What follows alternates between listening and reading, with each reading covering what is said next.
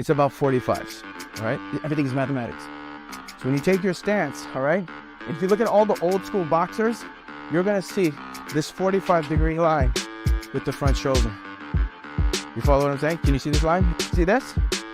Versus this, see? It's already there, it's this line this way. The next thing is that this hand, look at it, it's on a 45. From this hand, look at it, see? It's on a 45. See the 45s? That's what I want you to see. So I can do, you know, we have 12 hours only. I can spend the whole thing just on mechanics to understand. So real quick though, if it's just way so you see, if I throw an uppercut, do you see how the back foot has to travel? If the back foot stays there, where's the energy half of it going? It's going that way. So I need to come forward. And now I'm not bringing it here so I lose my balance. And you have to do, see how it's just like I'm shoveling? This is Canada. Shoveling is great for practice. I'm the hop, the shovel. Like, you know, I do that with my broom and all this stuff. I do this stuff when I hope, you know, my wife, God bless her, you know, because I do weird shit all the time. I go open the fridge like this. I go to get something from the shelf like, I push the grocery cart like this. I don't care. She doesn't anymore either. Oh, I'm good. I got one here. Thank you. She's, yeah, she's awesome. She's like, you know, from the beginning, I thought you were eclectic. Now you're just weird. Okay.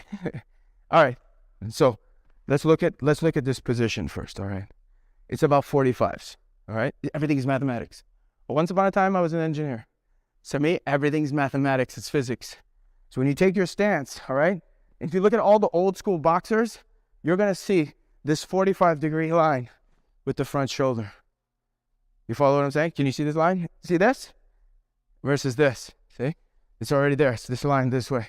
The next thing is that this hand, look at it, it's on a 45. Then this hand, look at it, see? It's on a 45. See the 45s? That's what I want you to see.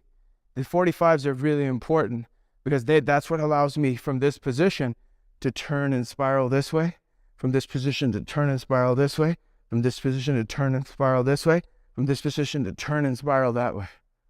And this hand is always right here. It's not here, it's here. The reason is, you know, when we look at boxing, as boxing is developed with the boxing gloves, we were trained to keep it here, but what's open? The face. I want this here, and I want you to go around so I can cover that. I don't want you to come straight so I can cover this. What's the fastest shot? Straight, right? So I'd rather make a slight adjustment here or here to cover the longer route and not give up this route.